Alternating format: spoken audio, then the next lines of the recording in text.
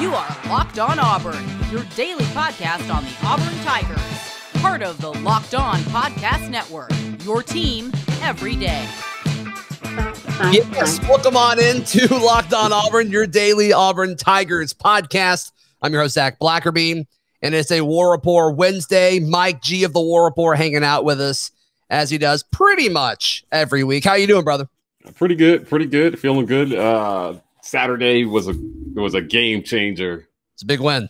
It was a game changer for our season, for the outlook. We talked about hope and what a win Saturday would do. It definitely gave me a lot of hope. Yeah, I think it's a great way to put it. I want to start things off today, if you're okay with it. Your name was tied to a lot of Bo Nix success during the game on Saturday, based on a lot of folks kind of accusing you of being really hard on Bo. You want to talk about that for a second? What'd you think about Bo on Saturday? First of all, there's no way you can minimize what he accomplished on Saturday. Sure. Zero way, man. Listen, Arkansas did what I thought they would do, right? They didn't exactly sell out against the run when we watched the tape, but it was clear they had more respect for our run game than they did for our pass game. And anytime that happens, you got to burn them through the air. You got to take your shots. I thought that Bo did an excellent job staying kind of within himself, how they managed him and how he played this game differently than he has previous games. Only 3 passes beyond 20 yards, and he hit 2 of them for touchdowns, right? So about 26 throws versus 40 to 46 throws or whatever ridiculous number that we had before. I thought it was a good job managing the game. The receivers stepped up and helped him in this game. We thought there were 2 drops. They reduced it to only 1 drop, in the aftermath of the game. Which one did they drop? I think it was the throw to deal. They said the one to deal was a drop at first, and then they took it away. Right? Yeah. So I thought Andy King was the only official drop. Is that what they're going with? Correct. Yeah, and I agree with it. Like it wasn't a perfect throw, but your quarterback is just trying to make a play. I thought it was funny. I tweeted, man, if you're Landon King, you got to lay out for that one. And he actually liked my tweet. So I think he knows that he should have laid out for it. Oh, sure. Yeah. Like Bo was scrambling and just had to get a ball to him. And, I thought he could have put in a little bit more effort to get to that ball. But it was a good day all around. 21 for 26. The significance of the performance, though, Zach, was after the interception at the end of the first half, Bo was playing so well, it didn't feel like that was – I know they scored after that, but it didn't really feel like that was a turning point negatively for our offense. He was picking his spots well. I was impressed with the play calling as well, too, from Bobo. They did some things, and again, a lot of people are going to get mad at me for this statement, but Bo's touch and velocity were much better in this game when we reviewed the tape last night, right? There was a throw to the sideline to Malcolm Johnson that was perfectly thrown. It was going to be Malcolm or nobody, right? It was just at the right speed where Malcolm could make a play on the ball. There were a couple other throws that he made to the flats that, again, hit the receivers right where they could turn up. One in particular where Kobe breaks 2 guys' ankles. They ran into each other. I mean, how natural of a wide receiver is Kobe? I know this has been a joke on the show, right? Very, very natural. He caught the ball. He made a play after. And again, the quarterback set him up. Bo set him up to be able to make a play after the catch rather than just trying to make the catch. Yeah. Right. So that's where I think if we can do that again, they've got a week off here. I hope that everybody gets healthy during the bye week. But I thought it was a great game by Bo. It's funny, like he's done some amazing things on the football field before, but the significance of this being a road game for him, I thought was big, right? The win at LSU was, in my mind, it was a sloppy win. I thought we were somewhat fortunate to win it, but whenever you need theatrics and you need Superman antics, and then you've got all the drops and the low percentage, this was more of a complete game on the road. Yeah, and a game that a lot of people still didn't think we would win. So I picked us 31-18 in this one. The defense threw in a touchdown, so it ended up being 38. But I thought he did well, man. Hats off to Bo. You just got to give credit where credit is due. The next challenge will just be consistency. Can he do it again? Yeah. Right. Yeah. And I mean, the game went so much better than I was expecting it to. I thought Auburn was going to lose the game. So I like, you did pick us to lose. Oh, and folks are all about there. I've been told by multiple people now that I have to pick against Auburn every game moving forward. And I'm like, okay, that's sounds fair. Sounds fair. I'll miss by 10. That's fine. But no, yeah, I thought it was a big one. I was just blown away by how many people were tweeting at you and talking about Mike G, Bo Nix, all that stuff. Yeah, let me tell you something. Man, people are paying attention to what you say. Yeah, it's weird, and it's new for me too, right? Because the war report has really blown up, and now everything you say is under a microscope. I've resigned myself to the fact that some people are only going to hear some things you say and not everything you say. So when it comes to Bo, he's a very polarizing player in Auburn history. In the last 20 years, I can't think of one that's divided the fan base so much just based on play alone, right? Some people, love him. Some people hate him. When it comes down to it, most fans, nobody personally hates Bo Nix. It's really just about play, and acknowledging that Bo he was a 5-star coming out of high school. He's got 5-star talent, undoubtedly. Whether a player plays to that 5-star potential is the question. Based on what happened in the last regime, I think that the bar is just so low for some fans offensively that anytime anything good happens, we're praying this is the moment that it's turned the corner, right?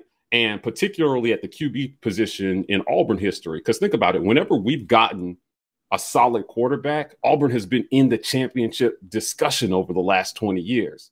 When Jason Campbell turned the corner, undefeated. Right. Cam Newton came in, undefeated, right? Nick Marshall, 13 seconds away from a national title, pretty right? Close. Right. Jarrett Stidham, one Georgia win away from making the playoff.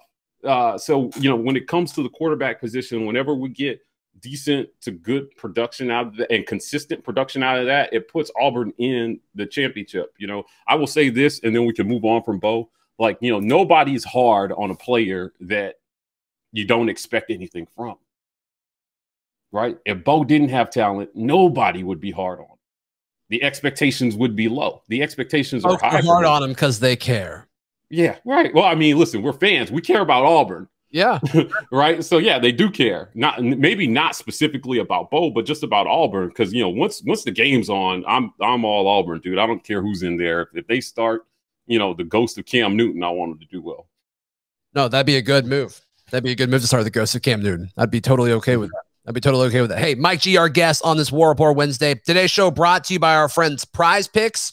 I was talking to some of our friends over at Prize Picks earlier today, actually on a conference call, and just the amount of props that they have for all kinds of levels of college football is absolutely ridiculous. A ton of different things, and you're not really competing with other people. They're setting lines, and you're going in. It's like, okay, a line maybe Bo Nix, 185 passing yards or something like that. And it's like, all right, I think he's going to do more than that. And so you can kind of place bets there. So go to prizepicks.com. They've also got a really good app. Just search Prize Picks in your phone's app store and use promo code Locked On, and they'll get 100% instant deposit match for up to $100. Just be sure to use that promo code Locked On. Don't hesitate. Check out prizepicks.com today. Use promo code Locked On. Also, today's show brought to you by our friends at Fetch Me Home Delivery. They are the best as far as local delivery services. FetchMeDelivery.com, or use promo code. When you do that, use promo code Local Meal. Save some money off of your family's dinner that day, or if you want it delivered to your office, it doesn't matter. But Fetch Me Delivery, they take care of their folks, and we are a big fan of them here at Locked On Auburn. Mike G, what's going on in the War Report these days? We had a little film review last night, talked about Arkansas. It was a fun one. It was a lot more fun than the Georgia film was. I bet. So lots of awards to hand around. We played well as a team, so we like breaking that down every Monday night. We do a watch the film segment where we talk about, what happened, what didn't happen, what they can do better.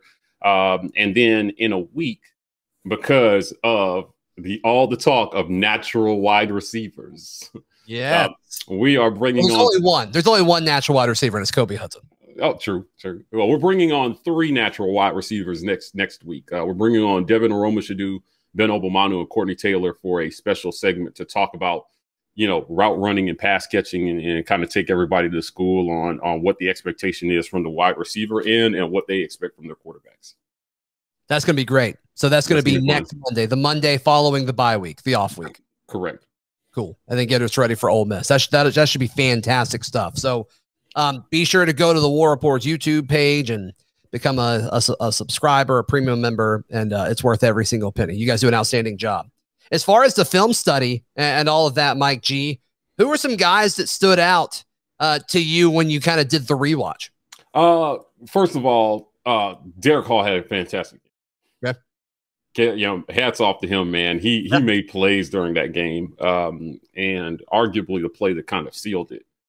Eku Leota has been such a pleasant. Well, I wouldn't say he was a pleasant surprise. I think we expected him to be good, but the way they've kind of put defensive players on the field here in the first half of the season, there were some guys who we expected to start that didn't.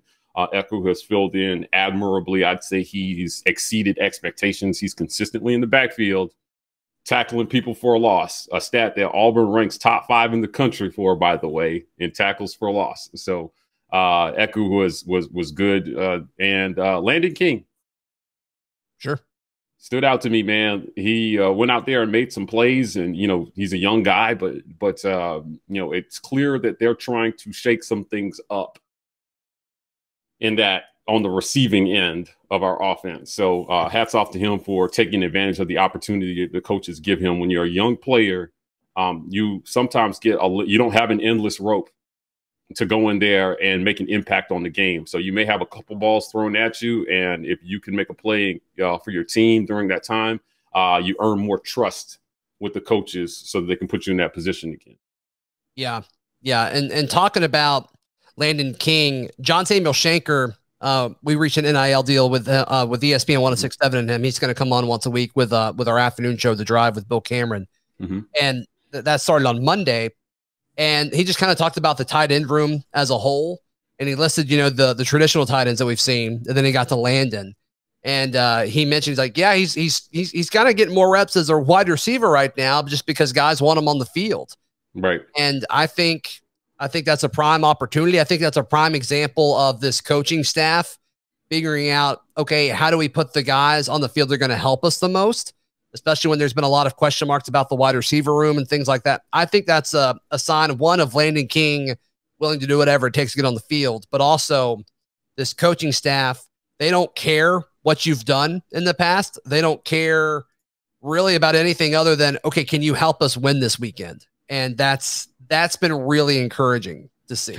Yeah, I would say that over the first few games, it seemed like they were prioritizing experience over talent, because of the guys that we saw, right? And that's a reasonable starting point. Yeah, you put the guys on the field who have played and have done it. But we're getting to a point now where you've seen enough to know whether you're sticking with those guys or it's time to try something different. So I saw a stat, well, not really a stat, but a list of all the first-year head coaches in the FBS. Brian Harsin leads the list in record at this point. Right.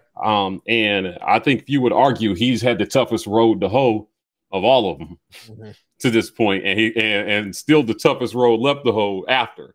Right. So 5-2 in your first year, man, I think he's got a right end position to finish strong, right? As possibly a top 10 team in year one. That's more than most of us would have hoped for. A lot of people were on the 8-4 train.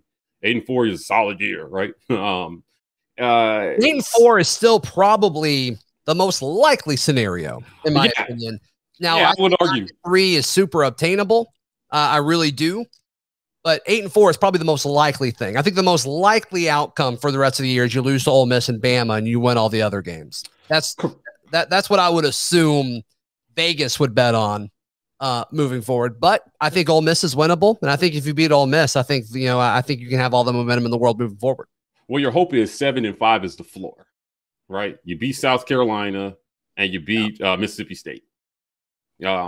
Again, you get one more of those games. You beat Ole Miss, and things start to look a little different, right? You're 8-4, and then you go into the Iron Bowl with a ton of momentum in a game that honestly is more winnable than we thought at the beginning of the year, because Alabama's O-line is giving up a ton of pressure on their quarterback, Bryce Young. Now, I saw Charlie 5 come on the show, and I heard his thoughts on Bryce Young, and we don't agree. When I look at the advanced measures of Bryce Young, I'm telling you, I think he's succeeding in spite of the O-line that they have there. He's under a ton of pressure that they're giving up. It's something like close to 42%. Wow. Bama's O-line is giving up, of the snaps, they're giving up pressure on Bryce Young, and he's still leading the league in a lot of quarterback metrics. So for a team that is 5th in the nation in tackle for loss, if we can get in the backfield around him, we could bother him, right? I expect to see that next week against Matt Corral.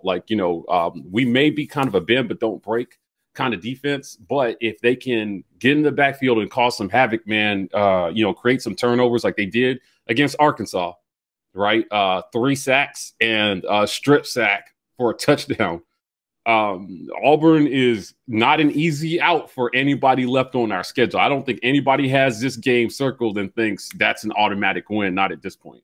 Right. Yeah. We didn't really mention Texas A&M, but I just think Auburn's going to be able to beat them. And so the toughest 2 games left on your schedule are at home. I think that's very beneficial. Your third toughest is at College Station, which Auburn has had no issue winning there in the past. So we'll see if that carries over. Yeah. I would say the last, Hope posted something on Twitter about the last time Auburn beat a ranked opponent on the road by double digits, and it was Texas A&M in 2015 in College Station. We beat them by over 10 points at College Station when they were ranked 15. So Texas A&M, again, it's so up and down. Their defense does scare me a little bit. I think they have the defense to kind of contain us, but the thing about this schedule left is it's if you can have a good showing offensively against Ole Miss, because of this one game that we played against Arkansas, Zach, teams are not going to stop selling out against the run and forcing us to pass because of this one game. But if you do it again versus Ole Miss, I feel like they have to respect it. And then our running backs can get loose a little, and the O-line has to do a better job in run blocking, just hands down. But we can help them a little bit if we can throw the ball effectively, so that they have to unload the box a little bit and just make a few more lanes for the running backs. Yeah, I get that. You mentioned Eku Leota being good. News coming out, reports coming out that Auburn should get TD Moultrie back for the Texas A&M game. Yeah. I'm interested. Obviously, it's good from a depth perspective. I'm curious to see who they go with, because I almost feel like Eku's been better than TD. Okay, so this is tough, right? This is tough. And this is a good problem to have. This is a great problem to have. You had a guy who's playing pretty good. He goes out for eligibility issues. And then Leota comes in and does exactly what you brought him here to do. Right. That's why I came here. And now you have 2 guys who can do the job. At first, when I thought it was injury, I'm not a big fan of players losing their job to injury. But because of eligibility issues, I think I'm okay with Eku continuing on at this position. If he does not start moving forward, I think I'm okay with it, right? Like, the guy who filled in is playing really, really well. And sometimes you got to go with your high hand, right? So I don't think that TD has been so good that you can't play a guy behind him that's also playing well as well too. But again, good problem to have. I wouldn't be disappointed with either one. For sure. And you're going to see him rotate regardless of how that works, but still good problem to have. I think that's well said. Today's show brought to you by the best tasting protein bar ever, Built Bar. If you haven't tried a Built Bar by now, you are missing out. They say it's a protein bar, but it does not taste like one. You have to try one of these amazing bars yourself to believe it. Most protein bars are chalky or waxy or just plain hard to choke down. A Built Bar is soft, covered in 100% real chocolate. And when you bite into it, you know you're eating something different. It's more of an experience, one that you'll enjoy. In fact, you'd swear you're eating a candy bar. So this month, Built is coming out with new limited time flavors every 3 to 4 days. So check their website often. That is built.com. Use promo code LOCKED15 to get 15% off your order. Use promo code LOCKED15 for 15% off at built.com. Also, today's show brought to you by the best place to place your sports bets on the internet, betonline.ag. Head to their new updated desktop or mobile website. Sign up today and receive a 50% welcome bonus on your first deposit. Just use our promo code Locked On to receive your bonus. BetOnline, where the game starts. Mike G, continuing on with this War Rapport Wednesday. We'll wrap up today's show talking about some goals for the bye week. We talked about this yesterday. You mentioned Charlie 5 coming on. The first priority, right, is get Owen Papo healthy. Talk to somebody close to Owen Papo earlier today. It sounds like he's been cleared to go. He's expected to play against Ole Miss. So that's big news. Auburn definitely needs him. Outside of that, what do you think the biggest goal is for this bye week? Beside everybody getting healthy, right? The SEC is brutal, right? So, rest up, get focused, figure out what you have. And you use this extra week, right? In the middle of your season. I thought we got a well-timed bye week this year. Right.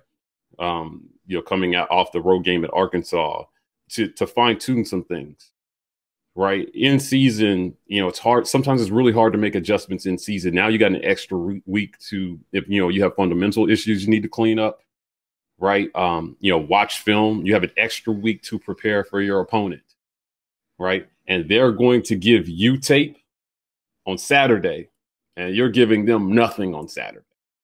So for most people who don't know how this works, right? After the game is over, when I was in school, we would send our tape of the game to our next week's opponent. So I'd get off the scoreboard with my camera, Zach. We chop up the film. We drive it to Atlanta, and we'd send it out on the first flight the next morning. And we would pick up their tape and then drive it back. And that was that, right? Now I'm sure they're sharing all that digitally, so nobody has to drive a beta tape to Atlanta. Right. But you got to use this time to prepare, get the team ready, get people focused, make sure that the team is mentally prepared for what will be likely an offensive onslaught. Now, pass defense has not exactly been our strength.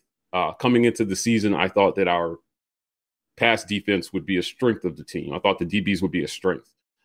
They're not a terrible group, but they have definitely fallen below preseason standards I think a lot of people had for them. So you got to use this time to get ready for what Ole Miss is going to try to do to you, right? You got 2 weeks to prepare for, either the best or second best quarterback in the conference based on who you ask, right? Corral, I've been impressed with him, but he will make mistakes. He's going to throw a few balls right at you. We've got to catch those. We've got to force those turnovers, and we have to be able to capitalize on them as well, too. So you take a look at what's happening with run blocking, figure out a way to scheme up, getting the ball to your playmakers in space. Tank and Jarquez cannot remain. They got to remain factors in this offense, right, moving forward. And, I think, too, if you've been evaluating anybody that's been on the cusp, right, they changed the way they've been using Shedrick. He still got the second most catches on the team, but he was no longer playing in the X, which I thought was important, right, because I didn't think that was a great position for him. But, sitting down in the slot and catching some curls and, being more of a possession receiver seems like a better fit for him. Right. So, it's like a chessboard, Zach. You move your guys around and try to get them in the right places where they will excel and can help the team the most. So, and we got to figure out what's going on the O-line. I was told that Austin Troxell is dealing with a deep bone bruise. Okay. Which is why we saw Killian. I thought Zaire did great. Yeah, I thought he did a phenomenal job in pass blocking, especially on tape review. There were some things in run blocking they can definitely clean up there. That's what brought his overall grade for the down. But the whole line graded out well in pass blocking. But, you know, for that kid, hats off. I thought it was a great debut for him. And but I'm being told that Troxell will be back for Ole Miss. Mm-hmm. So, you know, we'll see. But either way, we need the O-line to continue to improve little by little every week. You take this bye week to figure out how you do that. Harsin has already shown that he's willing to pull a guy for another guy at any point. And it doesn't mean you're going to keep the job, you know, i.e. TJ, right? They pulled him. We won, but he didn't stay in that spot, right? Bo came back. But right. It seems to me like there's a commitment to do whatever it takes to win the week, to be 1-0. So they're going to be looking. They got a little bit extra time to figure out what that means for this team next week. So, you know, again, get healthy, watch the film, study the tape, come up with a game plan, and then figure out who your guys are for this week. There's still a lot of things in question on this team, I think, in terms of who the guys are. We questioned all season whether we've had the right wide receivers on the field. Yeah. You know, I've asked Harsin specifically about Canyon. I'm becoming non-hopeful that we're going to see him again on the field here at Auburn. And it's always about practice, right? He always goes to the practice. So I kind of wonder what's going on in practice where he's not getting reps. Yeah, let me tell you, without saying too much, I'll just tell you, Brian Harsin has a standard. And he has made it clear to all parties involved that his standard will be met or you're not going to play. That's what it boils down to, right? So I've asked him straight up, maybe twice. The last time I asked him, he was definitely very annoyed with the question, but, you know, he articulated himself in a way that, you know, I didn't have to ask the question again, right? He said, if you're not seeing a guy, they're and I'm paraphrasing, they're not meeting the standards that we have, right, to see the field. And he was clear earlier about why 4- and 5-star players don't play right early. Now, Canyon was an experienced guy, and you know, I think he's got a lot of talent, but he's sending a message to his team, I think, that, you know, no matter how talented you are, the work that you do during the week matters. No, he wants you to compete. No preferential treatment. Yep. Yeah. And I think we could all agree under the last, that may not have been the case. Right. Right. He may have seen the field anyway. And, you know, sending a message to your team that you're willing to sit a talented guy that won't or may not be working as hard as he can and giving his all is actually a good message to send to the team for the guys who are busting ass every week in practice. Mm-hmm. What do we hear about Bo? Right? Bo practices hard. He practices like his hair's on fire, like his life's on the line every practice. You know, I think that's earned him a lot of goodwill with this coaching staff. That's not to say that TJ has not been practicing that way, but if you're Bo and you're trying to hold on to the job, it bodes in your favor with this coach that you give your all in practice every day. Mm-hmm. What did we hear during the week? He was splitting reps with TJ 60-40 in the lead up to last week's game. And, you know, again, credit to that mindset that Bo has is, listen, we say it at the War Rapport, you know, you can have more money, more access, more connections, but one thing we will not be is outworked. And these guys, Bo was sent a message, I will not be outworked in practice. That's it. I think that resonates with this coach. It matters, and it should matter. And what you hope from the quarterback position is that attitude spreads to everybody else. Right. Look at this guy. He earned it. He practices like his hair is on fire, and coach plays him. I'm going to practice like that. And there's some other guys like that I know practice like that. Malcolm Johnson, one of the hardest workers on this team. Right. And he's played his way into more snaps. They may not be throwing him the ball that much, but he's on the field, man. You love right? No, I love Malcolm. He's such a good kid, man. Like, listen, there are a lot of good kids. Bo's a good kid. Malcolm's a good kid, mm-hmm. You know, and, you know, I believe that there are other good kids on this team, but, you know, the maturity part of it, Zach, where you have to grow up and just understand nothing's going to be handed to you. no matter how talented you are, is something that some of these players need to understand. Harsin is the guy that wants to send that message. Mike G, tell folks where they can find all y'all stuff at the War Report. Listen, come on over to the War Report. We are on YouTube, Twitter, Instagram, Facebook, TikTok. Anywhere you live on social media, you can find us. We're dropping content, 6 days a week here, man. It's a grind. The season is a grind, Zach. So we had a lot of fun. We had a tailgate down in Auburn for the Georgia game. I think I'm going to come down for the Iron Bowl. But you can come on over to the War Report and just whether you agree, disagree, if you're just looking for a conversation, find us on YouTube, subscribe, become an insider. We got you. Awesome, man. Another edition of Locked On Auburn, the books. Stay tuned. May have a special guest on the show tomorrow, so be sure to come back and check that out right here on Locked On Auburn.